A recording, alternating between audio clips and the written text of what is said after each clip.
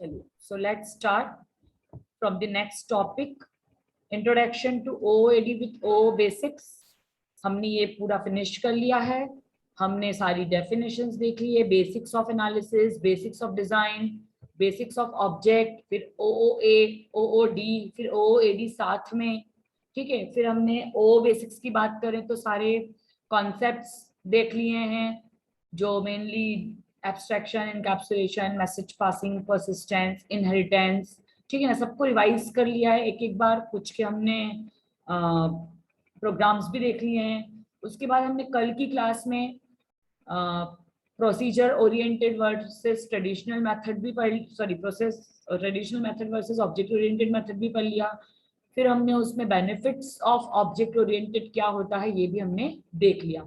अब जो ये अभी तक जो पढ़ा वो सब कुछ ऐसा था कि हम कहीं ना कहीं उसको पहले प्रीवियसली स्टडी कर चुके हैं। अब जो हम पढ़ने वाले हैं शायद यूनिफाइड प्रोसेस के बारे में हमने पहले नहीं सुना होगा, तो let's see this particular topic today, that is the unified process. ठीक है, यूनिफाइड प्रोसेस क्या होता है? देखो, अभी जैसे before going to the PPT I just want to brief you first about the unified process. अभी तक हम जो बात कर रहे हैं कि जब हम HDLC में ऑब्जेक्ट ओरिएंटेड का कॉन्सेप्ट डालते हैं और हमारे जो प्रोडक्ट जो हमारा बनता है या इसमें जो हमारी प्रोसेस होती है, this is quite effective process. और यदि हम ऐसा रिपीटेडली करते हैं जैसे, तो हमारा जो ओवरऑल प्रोडक्ट रहेगा या उसकी जो मेकिंग रहेगी या जो उसकी कॉम्प्लेक्सिटी रहेगी या जो उसका इफेक्टिवनेस रहेगा, ये सारे फैक्टर कहीं ना कहीं क्या हो जाएंगे, इम्प्रोवाइज हो जाएंगे। तो यूनिफाइड प्रोसेस जो है ये सेम प्रोसेस होती है जो हमारा अभी तक जो हम कॉन्सेप्ट पढ़ रहे थे उस कॉन्सेप्ट को इम्प्लीमेंट करने के लिए हम यूनिफाइड प्रोसेस का यूज करते हैं। मतलब यूनिफाइड प्रोसेस एक ऐसी प्रोसेस है जिसमें हम सॉफ्टवेयर डेवलपमेंट मतलब HDLC लाइफ साइकिल के दौरान हम ऑब्जेक्ट ओरिएंटेड सिस्टम का यूज करने वाले हैं, राइट। तो it is a popular iterative software development process for building object oriented systems. ठीक है ना, मतलब आपको सॉफ्टवेयर डेवलप करना है, लेकिन सॉफ्टवेयर डेवलप करना है with the concepts of object orientation. ठीक है, तो इसी को आप यूनिफाइड प्रोसेस बोलेंगे। अभी कोई बता सकता है कि what do you mean by iterative? आपने सॉफ्टवेयर इंजीनियरिंग पढ़ी है तो आपने इटरेटिव वर्ड पढ़ा होगा, वहां पर इटरेटिव का मतलब क्या होता है? मैम जितनी बार कोई प्रोसेस होता है मैम वही होता है मैम, इटरेशन। इटरेशंस मतलब again and again? Yes ma'am. अच्छा, पर वो अगेन एंड अगेन में कुछ डिफरेंस रहता है कि वो सेम रहता है? नो मैम, एक कंडीशन होनी चाहिए मैम उसको टर्मिनेट करने के लिए, अदरवाइज वो मैम इनफाइनाइट तक चलता ही रहेगा।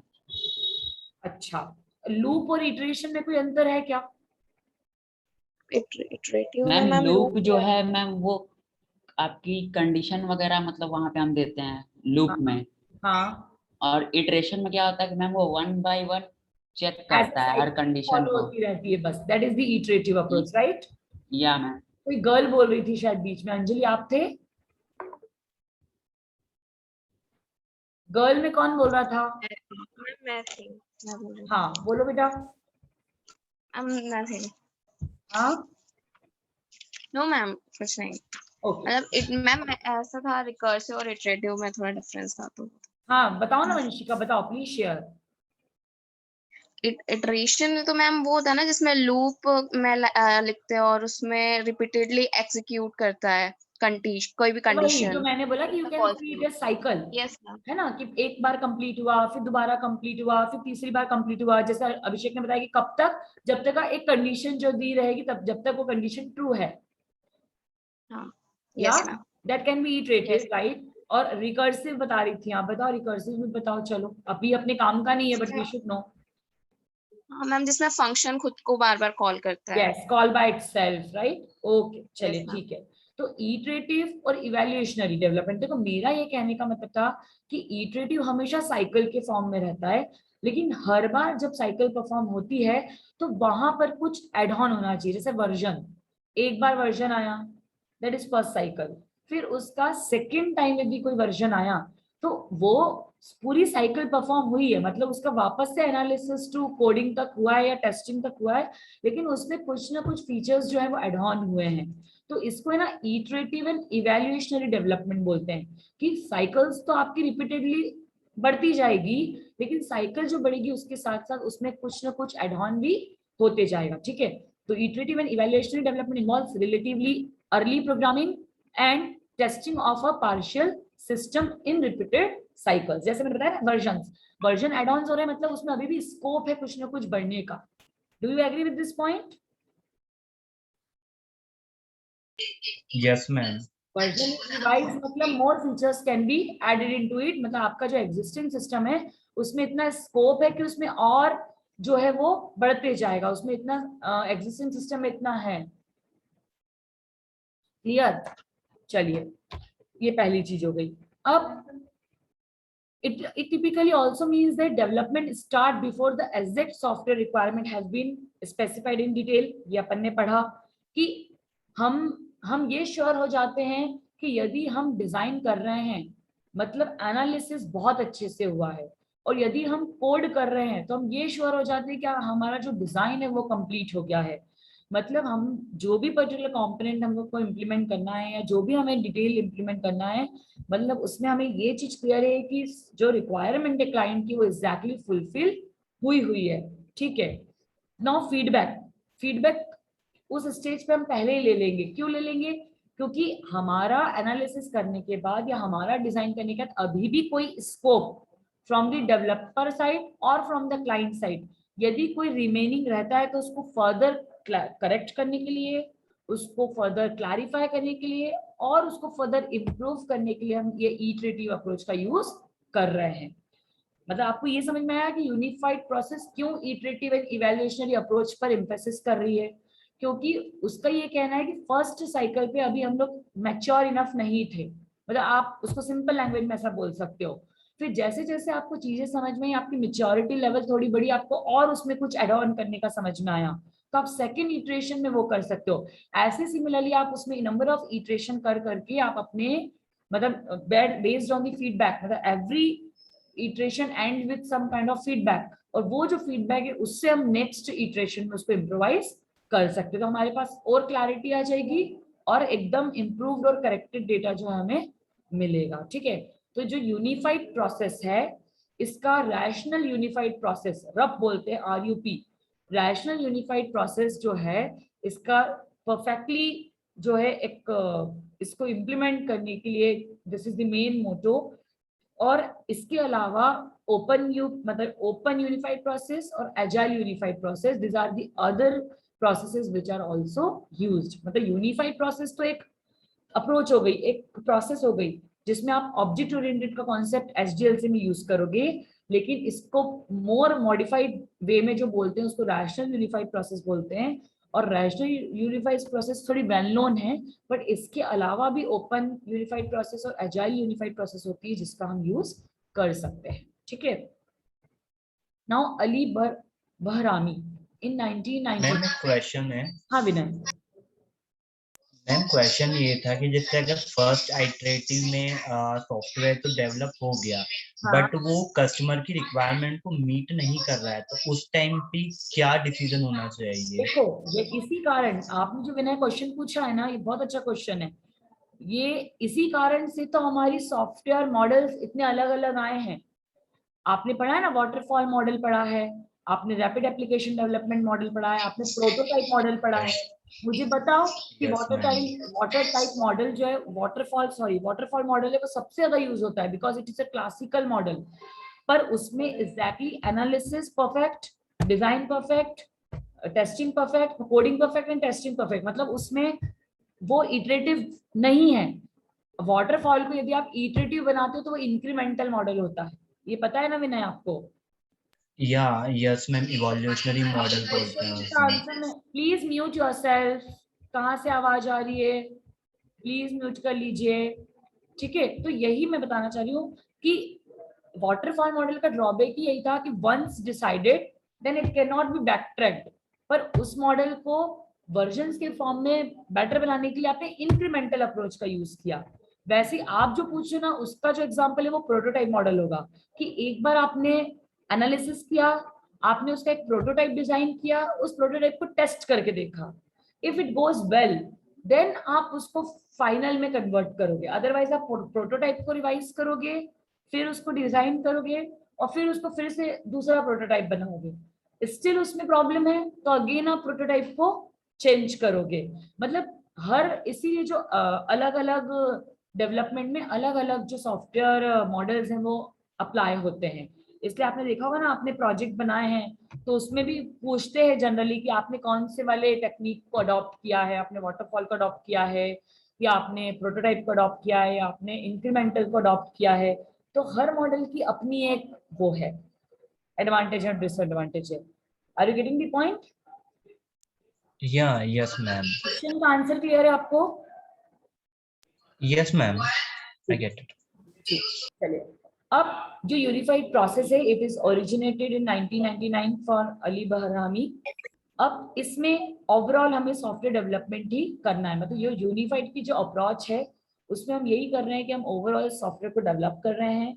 अभी तक मैंने बुक के बारे में नहीं बताया था because I was just waiting for this particular slide. Booch, Rambach and Jacobson. These are the three friends who developed and who initiated the concept of UML, that is Unified Modeling Language. आप library में या internet पर या कहीं पर भी जब भी कोई मटेरियल देखेंगे तो आपको वहां पर ये तीन नाम जरूर देखेंगे, ग्रेडी, बूच, रंबाक और जैकॉब्सन, क्योंकि इनकी जो यूनिफाइड मॉडलिंग लैंग्वेज की बुक है सबसे ज्यादा यही बुक जो है वो चलती है। और आप लोगों को भी यही बुक है, स्टैंडर्ड बुक है, बहुत अच्छी बुक है, इसमें कॉन्सेप्ट्स बहुत अच्छे से गिवन है। आपको भी यही बुक को रेफर करना है, क्योंकि हम मतलब इन्होंने ये बताया है कि जब हम ऑब्जेक्ट ओरिएंटेड के साथ जब सॉफ्टवेयर को हम डेवलप करते हैं तो क्या बेस्ट प्रैक्टिसेस है, क्या बेस्ट प्रोसेसेस है, और क्या मेनली गाइडलाइंस है which is to be remembered. हमें क्या बेस्ट, मतलब how this UML concept can be best that included with the project development। तो आपको ये चीज जो है बहुत ज्यादा अच्छी तरीके से ध्यान में रखनी है। क्लियर है आपको? तो बूच, रंबाक और जैकॉब्सन ये तीन लोग थे और ये तीनों बुक के ऑथर्स हैं, ठीक है। Combines with the object management groups in unified modeling language. And what is the book name? Book name वही है, UML, unified modeling language, Okay, thank you. Object oriented concepts, है ना। फिर उसके बाद मतलब हमें हमारे मतलब मेनली जो यूएमएल का कॉन्सेप्ट है वो यहीं से आया है। अब देखो जो यूनिफाइड प्रोसेस है, मतलब ये जो यूनिफाइड की अप्रोच है वो अप्रोच क्या है हमें पता है, that is object oriented with HDLC. और इस अप्रोच को अभी हम क्या करेंगे, इस अप्रोच में हम क्या यूज करने वाले हैं, we are going to use UML diagrams. और ऑलरेडी हम हमारे लैब में ये वाला पार्ट कवर कर चुके हैं कि व्हाट इज यूएमएल। तो UML is a graphical representation of design, or you can say it is a blueprint of a design which says us that कि हमारा जो प्रोडक्ट है वो कैसा बनने वाला है, मतलब हमारा फ्यूचर प्रोडक्ट क्या होगा, उसमें हम क्या स्टेप्स फॉलो करेंगे, क्या मेथड्स फॉलो करेंगे, क्या फंक्शंस करेंगे, क्या कंपोनेंट होंगे, क्या पैकेजेस होंगे, and how they will related with each other. मतलब इन ऑल शॉर्ट टर्म में ये बोल सकते हैं कि set of notations and conventions which is used to describe your application, isn't it. मतलब unified modeling language is a set of notations and conventions used to describe an application. मतलब आपको अपनी एप्लीकेशन जो बनने वाली है, आपका जो प्रोडक्ट बनने वाला है, यदि आपको उसको स्पेसिफाई करना है, यदि आपको उसको बताना है, राइट, तो उसके लिए आप क्या करोगे, you will use UML languages, क्योंकि UML languages जो है वो मॉडल, इसमें एक मॉडलिंग टेक्निक है, ये एक विजुअलाइजेशन इसमें हमें होता है, एक ग्राफिकल रिप्रेजेंटेशन की टेक्निक है जिसमें हम हमारी एप्लीकेशन को बहुत सारे वे में क्या कर सकते हैं, यूज कर सकते हैं। We can use it in a different ways. तो that is how the unified process concepts add on into the concept of UML diagrams, right? UML does not specify a methodology or what steps to follow to develop an application. That would be the task of a UA.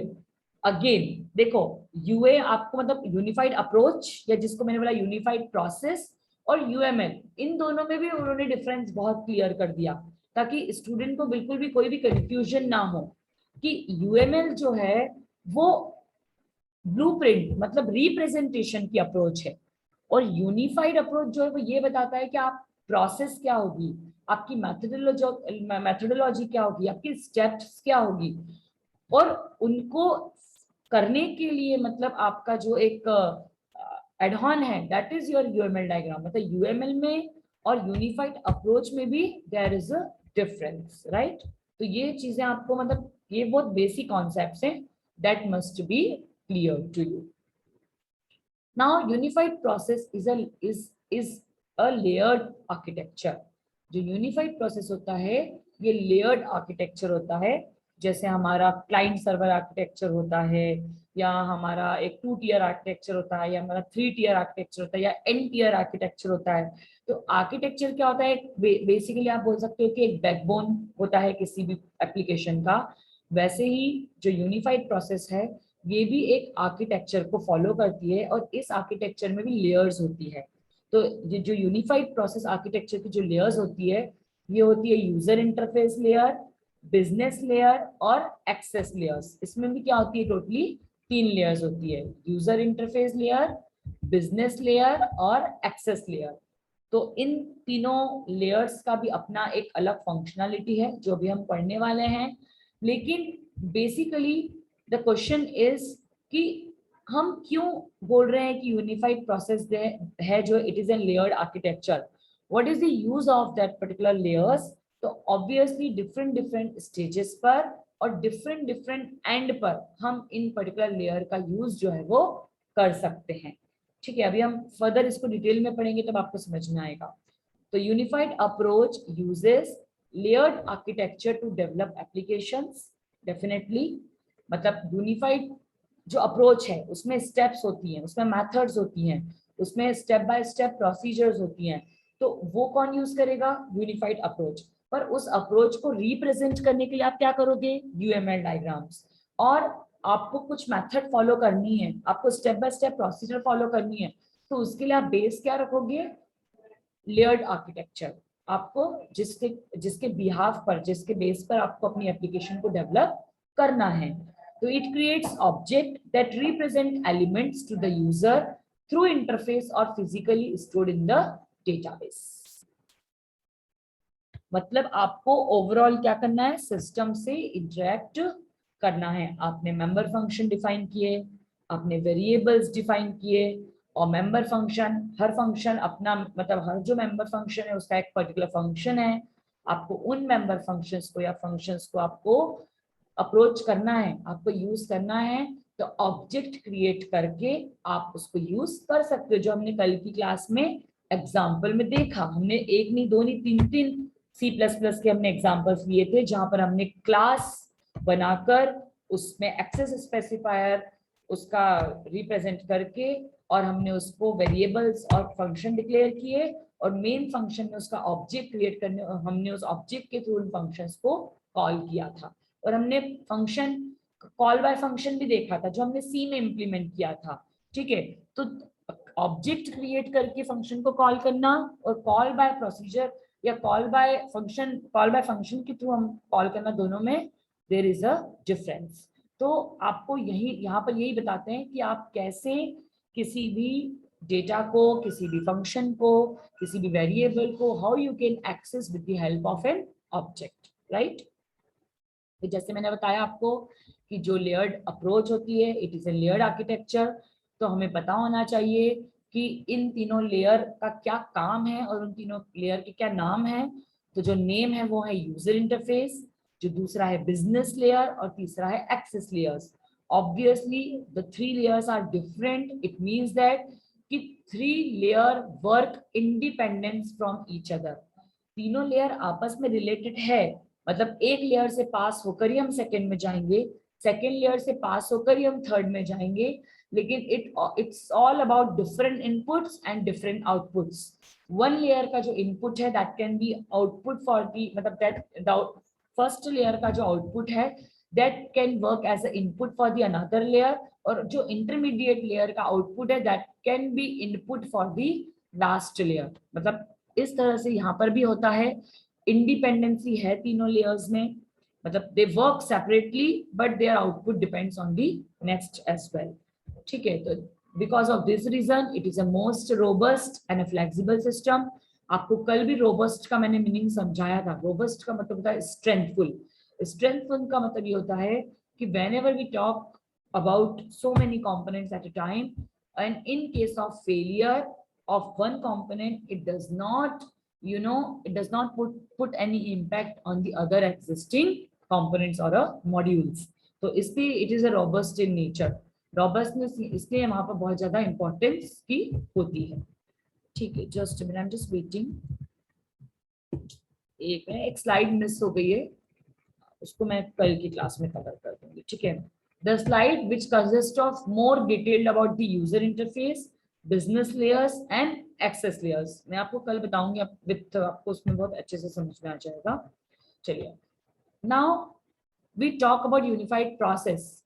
तो unified जो process है इसमें एक हम method follow कर रहे हैं हमारे एप्लीकेशन को बनाने के लिए, कंप्लीट सिस्टम फॉलो कर रहे हैं। हमने बोला ये इटरेटिव अप्रोच है, ये इवैल्यूएशनरी अप्रोच है, मतलब कहीं ना कहीं यहाँ पर साइकिल है तभी ये इटरेटिव है, और हर साइकिल में हम कुछ रिवाइज कर रहे हैं, कुछ हम और एड ऑन कर रहे हैं, हम और उसको बेटर कर रहे हैं, इसका मतलब वो इवैल्यूएशनरी भी है। तो इसमें जो फेजेस ऑफ यूनिफाइड प्रोसेस में जो फर्स्ट फेज रहता है दैट इज इंसेप्शन। इंसेप्शन के बाद जो सेकेंड फेज रहता है that is your elaboration, then third phase जो रहता है दैट इज दी कंस्ट्रक्शन, और फोर्थ फेज जो रहता है दैट इज दी ट्रांजिशन।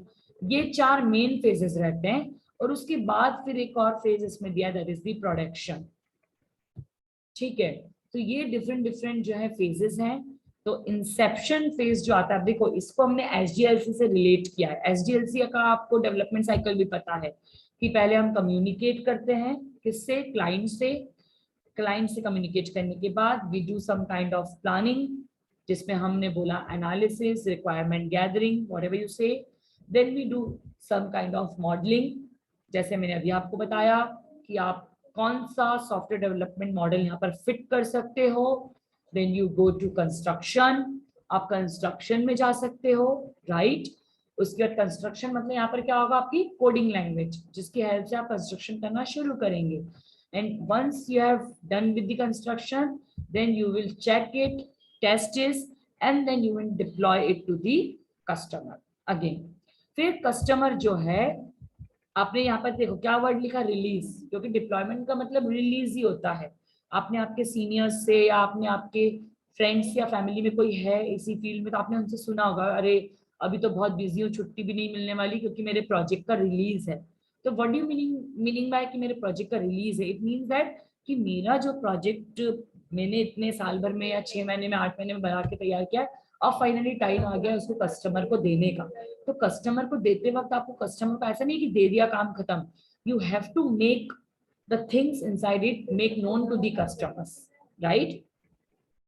तो दैट इज द रिलीज। और यहाँ पर लिखा है सॉफ्टवेयर इंक्रीमेंट, मतलब आपने जब रिलीज किया और जब उसमें क्लाइंट ने उसको यूज किया, तो यूज करने के बाद जो क्लाइंट को चेंजेस लगते हैं या क्लाइंट को जो एडवांस लगते हैं, that can be considered as an increment. वो जो होगा फिर आएगा इंक्रीमेंट में। आ रही है आपको बात समझ में? फिर वो आता है इंक्रीमेंट में, क्लियर। तो ये चीज जो आती है यहाँ पर मतलब बहुत ज्यादा इंपॉर्टेंस रहता है, क्लियर। तो अब ये जो इंक्रीमेंट आया है ये जाएगा वापस से कम्युनिकेशन में, क्योंकि इसको जो इंक्रीमेंट यूज करते वक्त लगा अरे कि ये भी तो हो सकता था, मैंने इस बारे में तो सोचा ही नहीं और डेवलपर ने भी नहीं मुझे बताया, तो वहां पर वापस से कम्युनिकेशन होगा। मतलब अब सेकेंड इटरेटिव यहाँ से शुरू हो गया, फिर डेवलपर के साथ बैठ के प्लानिंग होगी, फिर मॉडलिंग डिसाइड होगा। तो यहाँ पर इंक्रीमेंटल मॉडल यूज हो सकता है, विन विन मॉडल यूज हो सकता है क्योंकि ये इटरेटिव है, इसमें चेंजेस हो सकते हैं, फिर आप फिर से उसको रिकोड कर दोगे जो चेंजेस रिक्वायर्ड है उसके according, then again you will deploy to customer. फिर आफ्टर उसको फिर अच्छा लगा, सपोज वो फिर 1-2 साल उसने काम कर लिया, फिर नेसेसिटी उसकी चेंज हो गई, जरूरतें बदल गई, तो फिर से उसमें आप चेंजेस करवा सकते हो। Same process will go on. ठीक, तो किसी को फेजेस ऑफ यूनिफाइड प्रोसेस में कोई भी डाउट है तो you are please welcome to ask anybody. No doubt. तो कम्युनिकेशन और प्लानिंग जो फेज होता है वो आपका आता है इंसेप्शन के अंदर। इंसेप्शन मतलब जस्ट द स्टार्टिंग, जहां पर बिल्कुल आपने एकदम ग्राउंड लेवल से, मतलब आपने क्या किया है, एक शुरू किया है, मतलब फ्रॉम स्क्रैच। अभी आप बिल्कुल अननोन हो, आप भी, क्लाइंट भी अननोन है, डेवलपर भी अननोन है। बस इसमें ये है कि क्लाइंट को ये पता है कि मुझे काम क्या करवाना है, and developer is listening to that particular client. ठीक है, then if we talk about the elaboration, elaboration मतलब जो आपने इंसेप्शन में एकदम ग्राउंड लेवल पे थे, उससे आपने अपने लेवल को थोड़ा सा इंक्रीज किया, तो उसमें more planning is required, that may be between team members, between the team manager और बिटवीन द टीम लीडर, और it can be with client also. मतलब प्लानिंग में बहुत सारी चीजें हो सकती है, और उसमें कैसे प्रोसीड करना है उसके लिए एक मॉडलिंग टेक्निक भी आपने जो है, प्रोसेस मॉडल जो है वो भी आप यहाँ पर चूज कर लिया है। फिर आपका आता है construction phase. Construction phase is totally emphasize on coding. यहाँ पर आप बिल्कुल कोडिंग करोगे, और उस कोडिंग को आप किसी टेस्टर से आप टेस्टिंग करवा लेंगे, and then the things will, आपके साइड से आपको यदि थिंग्स क्लियर लगती है, then it will move to the transition phase. उसके बाद ये जो कहाँ पर जाएगा, ट्रांजिशन फेज में जाएगा, जहां पर आपके प्रोजेक्ट का ट्रांजिशन होना शुरू होगा टू दी क्लाइंट। और फिर उसके बाद आपका, आप जब उसको क्लाइंट को पूरा हैंडओवर कर दोगे, देन यू से इट इज अ रिलीज और अ प्रोडक्शन, क्योंकि वहां पर उसको यूज करना, वो प्रोडक्ट को यूज करना, जो उसका प्रोडक्शन जो है वो स्टार्ट हो जाएगा। ठीक, so anybody having any doubt? Phases of unified process clear है आपको? Phases? Yes, ma'am. Yes, ma'am. Okay, so last slide for today's lecture, we will see that, and this slide is very important from the exam point of view. ठीक है, अब यहाँ पर जो last slide है, मतलब आज के लेक्चर की, वो क्यों इम्पोर्टेंट है, क्योंकि इसमें ये बताया गया है कि ओवरऑल जो सॉफ्टवेयर का डेवलपमेंट होता है, तो किस यूनिफाइड प्रोसेस के किस फेज के लिए, जैसे 4 फेज होते हैं, Inception, elaboration, construction and transition, तो किस पर्टिकुलर फेज में एक डेवलपर को कितना टाइम देना चाहिए और कितना टाइम लगता भी है, ये पर्टिकुलर चीजें, मतलब आप बोल सकते हो कि this is the timeline diagram of your software application development. तो सबसे पहले you start with the inception phase, then comes out the elaboration phase, then construction phase and then transition phase. ये 4 सीक्वेंस है। अभी सपोज ऑनलाइन एमसीक्यूज ही आते हैं आपको इस सेमेस्टर में भी, तो बहुत इंपॉर्टेंट क्वेश्चन रहेगा ये कि what is the correct sequence of this particular phases of unified process। ठीक, तो इंसेप्शन जो है स्टार्टिंग का फेज रहता है, इसका जो टाइम पीरियड रहता है 10% रहता है। अब देखो यहाँ पर बताया गया है कि आपका यदि प्रोजेक्ट टोटल 24 मंथ्स का है, ठीक है, मतलब आप जो प्रोजेक्ट पे काम कर रहे हो, if it is of 24 months, मतलब यदि वो 2 साल में कंप्लीट होगा, तो उस 2 साल में से, मतलब 24 मंथ्स जो है, उसमें से जो 2.5 मंथ्स हैं, that can B given for the inception phase. उसके बाद 2.5 मंथ्स आपके खत्म हो गए, उसके बाद जो नेक्स्ट 7 मंथ्स है, मतलब 30% of the 100%, that must be given for the elaboration. मतलब आपका इलाबोरेशन फेज तक 40% खत्म हो गया है, और इन टर्म्स ऑफ मंथ्स देखे तो 9.5 मंथ्स जो हैं इलाबोरेशन फेज तक लगने चाहिए। उसके बाद आता है आपका कंस्ट्रक्शन फेज, जिसमें मैक्सिमम टाइम लगता है कोडिंग करने में, क्योंकि आपको पता है आपके बहुत सारे मॉड्यूल्स होते हैं, डिफरेंट डिफरेंट कंपोनेंट्स होते हैं, उनके बीच की लिंकिंग होती है, अलग अलग टीम लीडर्स मेंबर्स होते हैं, आपको सबके साथ मिलकर काम करना पड़ता है, कभी कुछ प्रॉब्लम्स भी आ जाती हैं, तो maximum time is given to this particular phase and the time is the 50%। मतलब आपका कंस्ट्रक्शन होते होते आपका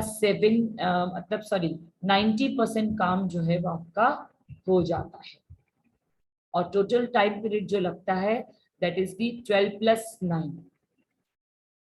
कितना हो गया ये आपका 21.5 मंथ्स। उसके बाद जो लास्ट फेज आता है जिसमें आपको डिप्लॉय करना रहता है क्लाइंट को, वो आता है आपका again 10%, that's come out to be 100%। ये चारों फेजेस मिला के 100% हो गया, एंड यहाँ पर आपके जो मंथ्स हो गए दैट इज 24 मंथ्स। पर ऐसा हर प्रोजेक्ट में नहीं होगा। If suppose if the project, ये रैपिड एप्लीकेशन डेवलपमेंट है, लेकिन इसमें सिर्फ 1 ईयर का टाइम पीरियड है, मतलब आपको सिर्फ 12 मंथ दिया गया है, तो उसके according this all timings will be changed. Inception जो है अकॉर्डिंग टू 1.1 ईयर कन्वर्ट हो जाएगा, मतलब 10% of 12 months that is 1.2 something like this. फिर आपका जो 30% है वो आपका इलाबोरेशन फेज है, तो 12 months का जो 30% है वो आ जाएगा आपका इलाबोरेशन में। फिर इसका जो 50% है दैट इज 6 months, वो आ जाएगा आपका कंस्ट्रक्शन में, एंड अगेन 10 मतलब 1.2 है वो अगेन आपका आ जाएगा ट्रांजिशन में। मतलब कितना हो गया आपका 1.20 मंथ्स, सॉरी मतलब 1 month 20 days, 1 month 20 days, ये करीब करीब आप मान के चलो कि 4 महीने हो गए सपोज। तो इस तरह से आपका जो है यू हैव टू डिवाइड, मतलब अभी ये मैंने परसेंटेज में डिवाइड नहीं किया है इसको, मैं बता रही हूँ आपको कि you have to divide that into the percentage also. ठीक है, तो इस तरह से आपको यहाँ पर प्रोसीड करना है while doing the while making your application। तो ये 4 फेजेस का बहुत ज्यादा ध्यान रखेंगे, Inception, elaboration, construction and transition. सबसे ज्यादा जो टाइम लगता है वो कंस्ट्रक्शन में लगता है, और उसके बाद जो सबसे ज्यादा इंपॉर्टेंट टाइम लगता है वो किसमें लगता है, इलाबोरेशन में। इलाबोरेशन में क्यों लगता है, क्योंकि मेनली जो प्लानिंग है, हाउ टू प्रोसीड, डिजाइन जो है आपका डिजाइन, वो डिजाइन किसमें आता है आपका इलाबोरेशन फेज में आता है। क्योंकि इंसेप्शन में तो जस्ट आपका the meetings between the client and the customers, sorry client and the developers, उसके बाद प्रॉब्लम डोमेन और प्रॉब्लम स्टेटमेंट डिस्कशंस, यही चीजें होती है मेनली। आप कौन सा सॉफ्टवेयर डेवलपमेंट मॉडल यूज करोगे, उसके डिजाइन डायग्राम्स क्या होंगे, फाइनल एनालिसिस क्या होगा, that all discuss in the elaboration phases पे। इसको भी हमने 30% is the given time. Clear है? तो that's all for today's lecture. आज की क्लास में आपने मेनली जो पढ़ा है वो क्या पढ़ा है कि what is the unified process and why we are taking this particular approach for the software development, then who developed it, then what are the differences between unified process, or you can say unified approach, and the UML diagrams, how UML diagram can be used in a unified approach, and then what is the layered architecture which is used in the unified process, and how what are the different 3 layers of unified process, that is the user interface, then business layer, then access layer। अभी हमने इसमें इसकी further detail नहीं पढ़ी है कि user interface में layer में क्या होता है, बिजनेस लेयर में क्या होता है और एक्सेस लेयर में क्या होता है। This we will discuss in tomorrow's class, मतलब जो भी नेक्स्ट क्लास हमारी लगेगी। और फिर हमने बहुत इंपॉर्टेंट टॉपिक पढ़ा है आज, the different phases of unified process, that is the inception, elaboration, construction and transition. ठीक है, ये this are the different 4 phases. इसके अलावा प्रोडक्शन भी होता है लास्ट में, पर मेन जो है वो 4 फेजेस रहते हैं आपके। और हमने उसके बाद अनदर इम्पॉर्टेंट चीज पढ़ी कि व्हाट आर दी टाइमिंग्स, किस पेस को हम कितना टाइम देंगे और कितना टाइम हमें देना चाहिए, that is the timeline, schedule जिसको बोलते हैं। आपने सॉफ्टवेयर इंजीनियरिंग में ये भी पढ़ा होगा, टाइमलाइन एंड शेड्यूलिंग, ये वही चीज होती है। और कल की क्लास में हम पढ़ेंगे different layers of layered architecture, और उसके साथ साथ में different phases in detail, Inception में क्या होता है, इलाबोरेशन में क्या होता है, कंस्ट्रक्शन में क्या होता है और ट्रांजिशन में क्या होता है. Then one more diagram, this is also very important diagram, and then we will talk about the different UML diagrams. ये ऑलरेडी हम वैसे तो हम सिलेबस में कवर अप, सॉरी लैब में कवर अप कर चुके हैं. देन अगेन हम जितना उसको रिवाइज करके करेंगे उतना आपके लिए जो है वो इम्पोर्टेंट रहेगा. ठीक.